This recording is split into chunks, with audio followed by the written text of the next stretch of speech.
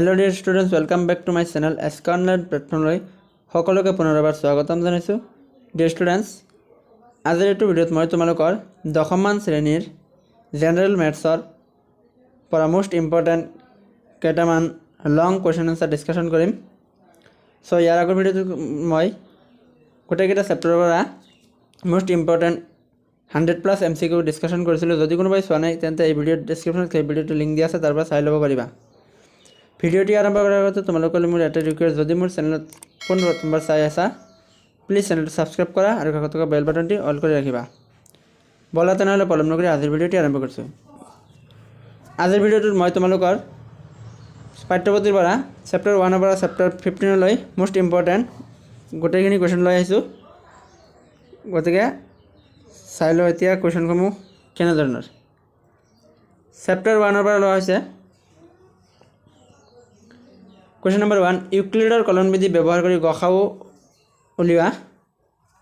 First কুৱেশ্যনটো দিয়া আছে আমাক 135 আৰু 225 আৰু ছেকেণ্ডটো দিয়া আছে 4052 আৰু 12576। এইটো আমি কোনটো সূত্ৰত সমাধান কৰিম? ইউক্লিডৰ কলনবিধি কোনটো আছিল? A = BQ + R। এই সূত্ৰৰ মতে তোমালোকে কৰিবা। যেতিয়ালৈকে 0 নলয় তেতিয়ালৈকে আমি হৰণ কৰি যাবই লাগিব। এই দুটাৰ পৰা তোমালোকে চাই ল'বা। তাৰপিছত চাবা কুৱেশ্যন নম্বৰ 2, দেখুওৱা যে যিকোনো যোগাত্মক অযুগ্ম অখণ্ড সংখ্যাই 4Q + 1 নাইবা 4Q + 3 আৰু সেই য'ত Q এটা অখণ্ড সংখ্যা। আৰু এনেধৰণৰ অংক তোমালোকৰ 1.1তো আছে এটা আৰু উদাহৰণ আছে দুটা। এইটো তোমালোকে চাই ল'বা আৰু চেম অংক থাকিলে এনেদৰে চাই ল'বা। কুৱেশ্যন নম্বৰ 3, মৌলিক উৎপাদকীকৰণ পদ্ধতিৰে 672 আৰু 120ৰ গসাউ আৰু লসাগু উলিওৱা। আৰু লসাগু আৰু গসাউ উলিওৱা নিশ্চয় তোমালোকে জানাই, আৰু এইটো কুৱেশ্যন 2020ত আহিছে, তোমালোকৰ মোষ্ট ইম্পৰ্টেণ্ট হয়। এইটো তোমালোকে চাই ল'বা। আৰু লসাগু গসাউ উলিওৱা নিয়মটো তোমালোকে জানাই। কেনেকৈ উলিয়াও আমি? প্ৰথমত কি আছে? 6টো যদি আমি ভাঙি লওঁ কেনেকৈ হ'ব? 2 × 3 হ'ব চাগে। ছেকেণ্ডটো কি দিয়া আছে আমাক? 72ক যদি আমি ভাঙো কিমান হ'ব? ভাঙি লওঁ আগতে মৌলিক উৎপাদকত 72 2ৰে যদি আমি হৰণ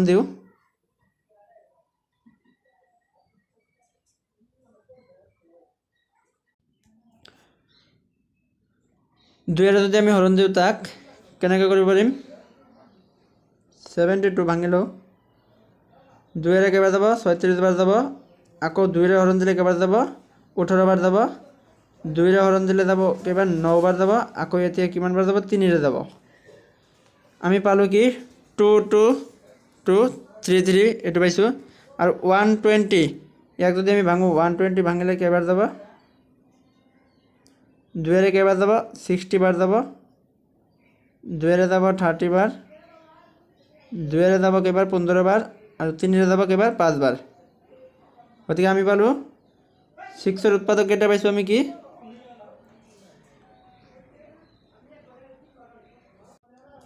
6ৰ উৎপাদক কেইটা আমি পাইছোঁ 6, 2 পাইছোঁ এটা, আনটো পাইছোঁ 3, আৰু 72 পাইছোঁ 3টা 2 পাইছোঁ আৰু 2টা 3 পাইছোঁ, আৰু 120 পাইছোঁ আমি 2 2 2 2 2 4 4 2 8 8 2 16 16 2 কিমান? 32।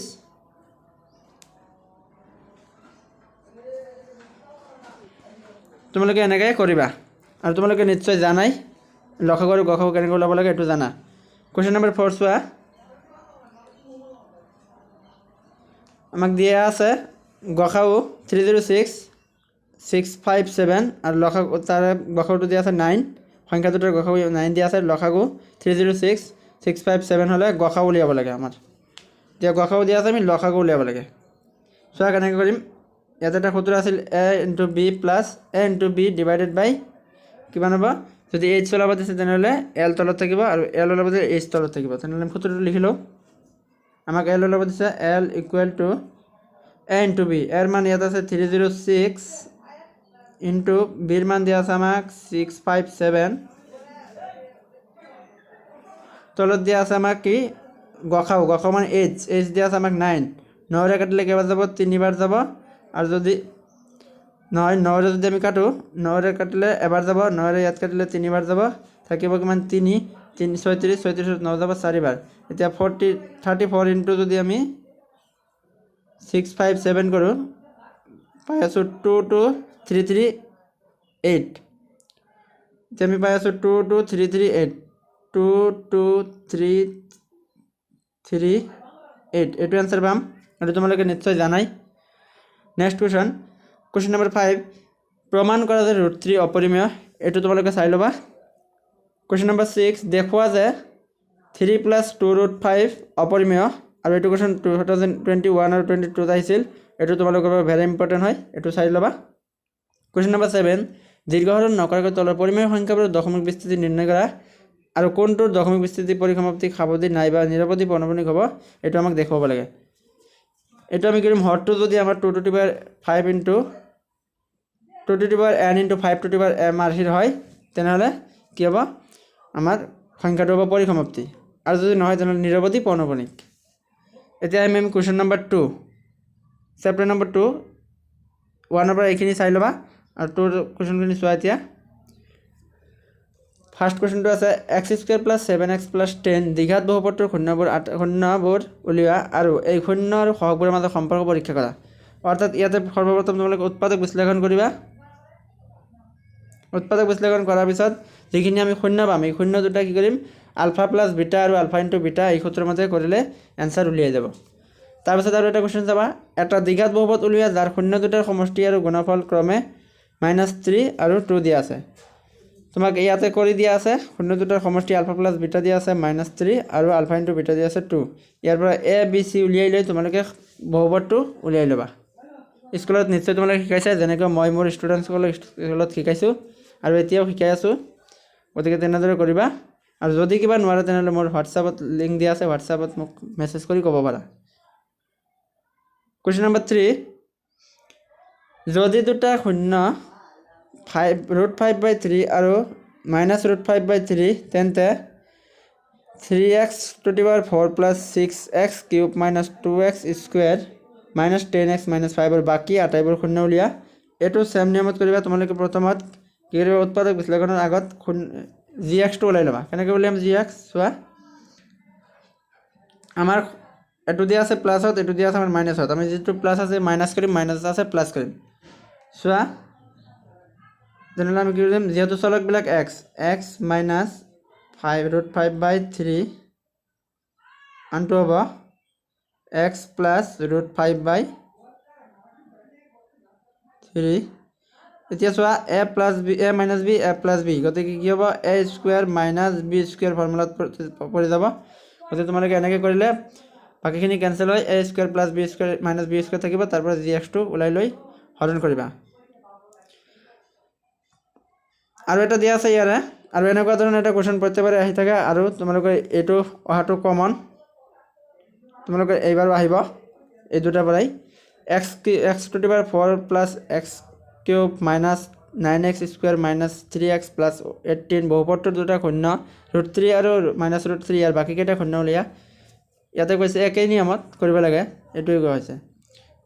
তাৰপিছত আৰু এটা কুৱেশ্যন চাবা, question number 4, px = x⁴ - 5x + 6x হওক, gx টো দিয়া আছে আমাক এইখিনি, অৰ্থাৎ আমাক px দিয়া আছে, এইটো gx দিয়া আছে 2 - x² হৰণ কৰা আৰু ভাগশেষ আৰু ভাগফল নিৰ্ণয় কৰা।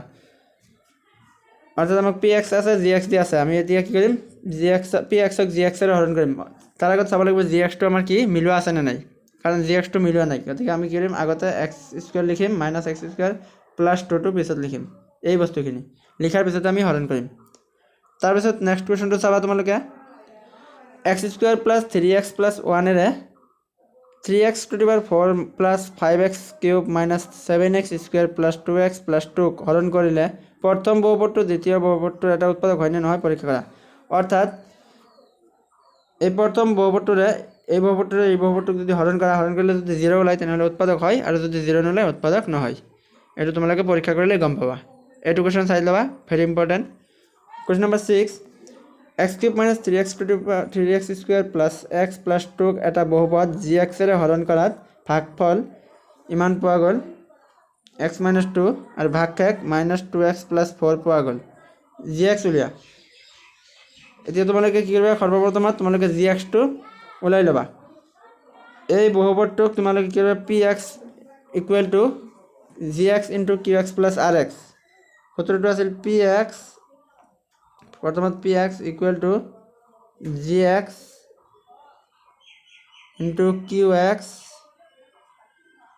প্লাছ হ'ব rx। এইটো হৈছে বহুপদৰ ক্ষেত্ৰত বিভাজন কলন বিধি, শৰ্ট কুৱেশ্যনত আহি যায়, এইটো মনত ৰাখিবা। এইটো সূত্ৰৰ মতে কৰিলে তোমালোকে ইয়াৰ উত্তৰটো পাই যাবা, আৰু স্কুলত কেনেকৈ কৰিছে নিশ্চয় জানাই, তেনেকৈ কৰিলেই হ'ল। এতিয়া তোমালোকে চেপ্টাৰ 2ৰ পৰা এইখিনিলৈ হ'ব। এতিয়া চোৱা, চেপ্টাৰ 3ৰ পৰা মই কুৱেশ্যনখিনি আনিছোঁ। এখন আয়তাকাৰ বাগিচাৰ প্ৰস্তুতকৈ দিক 4 মিটাৰ বেছি, ইয়াৰ পৰিসীমাৰ আধাৰ 36 মিটাৰ, বাগিচাটোৰ দিক প্ৰস্থ নিৰ্ণয় কৰা। এইটো তোমালোকে চাই থ'বা। তলৰ সমীকৰণযোৰৰ প্ৰতিস্থাপন পদ্ধতিৰে সমাধান কৰা। ইয়াতে নিয়ম কৈ দিছে, প্ৰতিস্থাপন পদ্ধতিত সমাধান কৰিব লাগিব, বেলেগ নিয়মত কৰিলে নহ'ব। আৰু যদি নিয়ম নকয় তোমালোকে যিকোনো এটা নিয়মত কৰিলে হ'ল। কুৱেশ্যন নম্বৰ 3, দুটা সংখ্যাৰ পাৰ্থক্য 26, এটা সংখ্যা আনটোৰ 3 গুণ হ'লে সংখ্যা দুটা উলিওৱা। এইটো কুৱেশ্যন চাই থ'বা। কুৱেশ্যন নম্বৰ 4, তলৰ ৰৈখিক সমীকৰণযোৰৰ অপনয়ন পদ্ধতিৰে সমাধান কৰা। এইটো তোমালোকে নাম কৈ দিছে অপনয়ন পদ্ধতি, গতিকে অপনয়নত কৰিব লাগিব, বেলেগ নিয়মত কৰিলে নহ'ব। কুৱেশ্যন নম্বৰ 5, 5 বছৰ আগতে নুৰীৰ বয়স চুনুৰ 3 গুণ আছিল, এনেকুৱা ধৰণৰ এটা কথা প্ৰশ্ন আহিব। 10 বছৰ পিছত নুৰীৰ চুনুৰ 2 গুণ ডাঙৰ হ'ব, নুৰী আৰু চুনুৰ বৰ্তমান বয়স কিমান হ'ব এইটো নিৰ্ণয় কৰিব লাগে। এইটো তোমালোকে চাবা, আৰু এনেকুৱা ধৰণৰ এটা প্ৰশ্ন থাকিবই।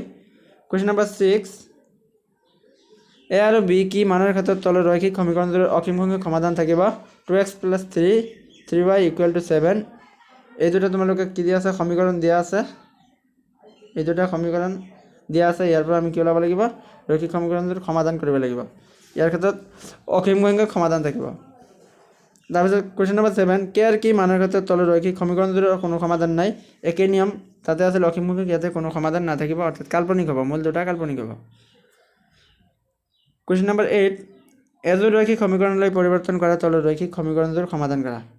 এনেকুৱা ধৰণৰ এটা অংক থাকিবই, প্ৰত্যেকবাৰে থাকে যিহেতু। এইটো নিয়মত তোমালোকে এটা কৰিবা। ধৰা হ'ল এইখিনি ধৰিবা, এটাই ধৰিবা, আনটো বি ধৰিবা, এইটো নিয়মত কৰিবা। আৰু চেপ্টাৰ 4ৰ পৰা বাকীখিনি ভিডিঅ'ত মই লৈ আহি আছোঁ। আজিলৈ ইয়াতেই সামৰিছোঁ, ধন্যবাদ।